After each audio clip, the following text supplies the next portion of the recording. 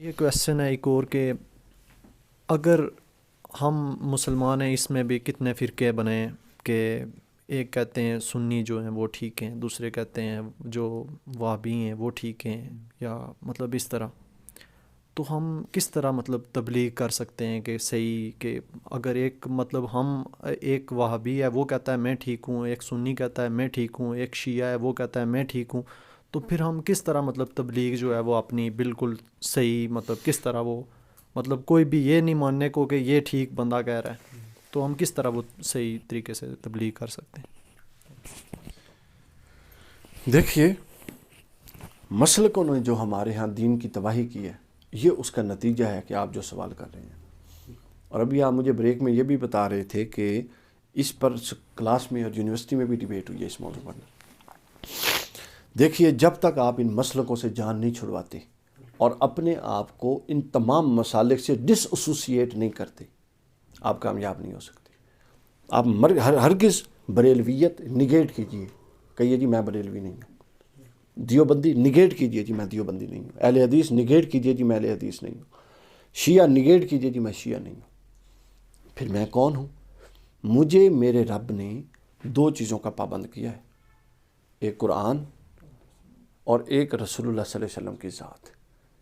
اس کے علاوہ آپ دنیا کی ہر شخصیت کی بات کو دلیل کے ساتھ قبول بھی کر سکتے ہیں اور دلیل کے ساتھ رد بھی کر سکتے ہیں. قرآن اس کا رد کفر ہے، یہ رد نہیں ہو سکتا، اور رسول اللہ صلی اللہ علیہ وسلم کی بات رد نہیں ہو سکتی. امام مالک رحمۃ اللہ علیہ ایک دفعہ کسی نے آ کے کہا، اب امام مالک کون ہے؟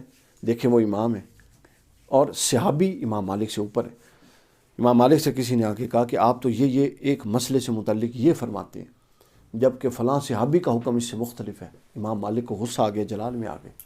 امام مالک فرماتے ہیں کہ یہ ایک صاحب قبر حضور کی قبر انور کے پاس کھڑے تھے، اس ایک صاحب قبر کے علاوہ مجھے اللہ نے کسی کا پابند نہیں کیا.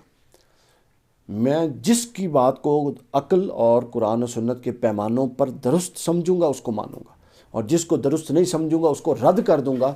صرف ایک ہستی ہے جس کی بات رد نہیں ہو سکتی، اور وہ حضرت محمد رسول اللہ صلی اللہ علیہ وسلم. یہ ہم کسی کے پابند نہیں ہیں جی. یہ سب دکانیں ہیں، بریلوی، دیوبندی، اہل حدیث، یہ سب دکانیں ہیں. اچھا، جب آپ پیچھے جائیں نا تو ان سب میں بڑے اچھے لوگ ہیں، مخلص لوگ ہیں، ایسا نہیں ہے. لیکن ان کی جو موجودہ صورتیں ہیں یہ دکانیں بن گئی ہیں. اور موجودہ صورتیں پتہ ہے کیا؟ ان کا سب سے بڑا زہر کیا ہے مسلکوں کا؟ میں آپ کو یہ بتاؤں، میں جتنے بھی یونیورسٹیوں میں گیا ہوں یہی مسئلہ ہوا ہے. زہر یہ ہے سر، ٹیکہ لگا دیا گیا بریلوی کو، وہ کہتا ہے صرف میں جنتی ہیں اور میرے علاوہ سارے جہنمی ہیں، گمراہ ہیں. دیوبندی کو یہ ٹیکہ لگا ہوا ہے، وہ کہتا ہے صرف میں جنتی ہوں، میرے علاوہ سارے گمراہ اور جہنمی ہیں. شیعہ کو یہ ٹیکہ لگا ہوا ہے، وہ کہتا ہے صرف میں کلہ ہی محب اہل بیت اور جنتی ہیں، باقی سارے جہنمی ہیں. اہل حدیث کو یہ ٹیکہ لگا ہوا، کہتا ہے صرف میں ہی قرآن و سنت علم بردار ہیں، سب باقی جہنمی ہیں. اختلاف ہونا بری بات نہیں ہے، ڈفرینس آف اوپینین ہونا یہ اسلام کا حسن ہے، ہمیشہ سے رہا ہے، عہد صحابہ سے رہا ہے، عہد تابعین میں رہا ہے. ائمہ اربعہ، چار مذاہب کا وجود میں آنا یہ خود اختلاف کی ایک صورت ہے، جائز اختلاف کی. مگر جب اختلاف یہ صورت اختیار کر لے کہ آپ دوسرے کے رائے کو جو آپ سے مختلف ہے مبنی بر کفر اور مبنی بر گمراہی قرار دیں اور صرف سارا حق اپنے اندر محصور کر لیں، تو آپ سمجھ لیں اب یہ اختلاف نہیں ہے، اب یہ تفرقہ ہے، اور تفرقہ حرام ہے. قرآن نے 37 مقامات پر تفرقہ کا رد کیا ہے. وہ تفرقہ مذہبی ہو، وہ تفرقہ معاشرتی ہو، وہ تفرقہ فکری ہو، یہ سب وحدت کو پارا پارا کرنے والے ہیں.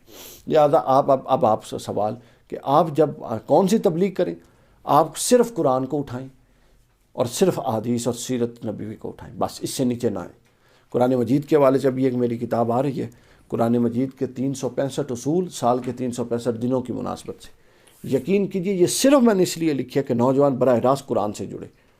ہر روز ایک اصول اگر آپ پڑھیں، اچھا اس میں تفسیری حوالے جات بھی کوئی نہیں ہے، یہ بھی سن لیں. 1000 صفحے کی کتاب ہے تقریباً، لیکن اس میں 10 بھی تفسیری حوالے نہیں ہیں.